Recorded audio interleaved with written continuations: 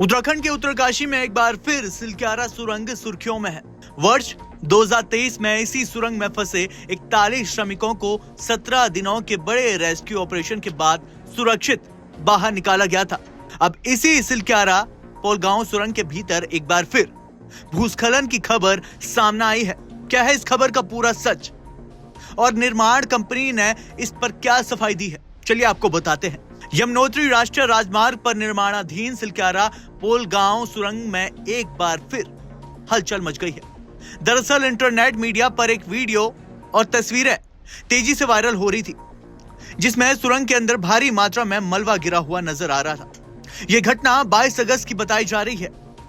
पोलगांव बड़कोट छोर से लगभग 1.5 किलोमीटर अंदर इस भूस्खलन के बाद लोगों में डर और चिंता का माहौल बन गया। आपको बता दें कि पिछले 2 महीने के भीतर इस सुरंग में यह दूसरी घटना है। इससे पहले जुलाई महीने में अचानक कंक्रीट ब्लॉक गिरने की चपेट में आने से एक श्रमिक की जान चली गई थी। ऐसे में सोमवार सुबह जब भारी मात्रा में मलबा गिरने की तस्वीर सामने आई तो कार्य की सुरक्षा को लेकर सवाल उठने लगे। मामले के तूल पकड़ते ही निर्माण कंपनी नवयुग इंजीनियरिंग लिमिटेड हरकत में आई। कंपनी के महाप्रबंधक रविकांत की ओर से एक आधिकारिक पत्र जारी किया गया। निर्माण कंपनी का कहना है कि सुरंग की छत या पहाड़ी की ढहने से जुड़ा दावा तथ्यात्मक रूप से गलत है। कंपनी के प्रोजेक्ट मैनेजर श्री राम ने आश्वस्त किया कि सुरंग को किसी भी तरह का कोई खतरा नहीं है। मलबे को हटाने का काम शुरू कर दिया गया है और अगले 10 दिनों में उस स्थान का ट्रीटमेंट पूरा कर लिया जाएगा। आइए आपको इस महत्वाकांक्षी परियोजना की समय सीमा और महत्व समझाते हैं।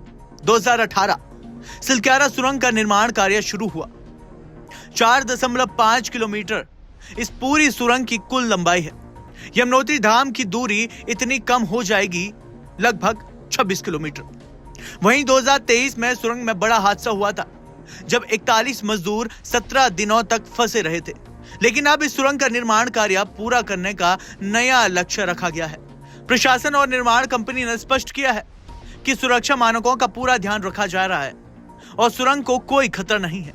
लेकिन इसके बावजूद बार बार हो रही ऐसी घटनाएं सवाल जरूर खड़े करती है। इस पूरी रिपोर्ट पर आपका क्या कहना है, प्लीज हमें कमेंट सेक्शन में जरूर बताएगा। और ऐसे ही तमाम खबरों को देखने और सुनने के लिए सब्सक्राइब करें हिलमेल।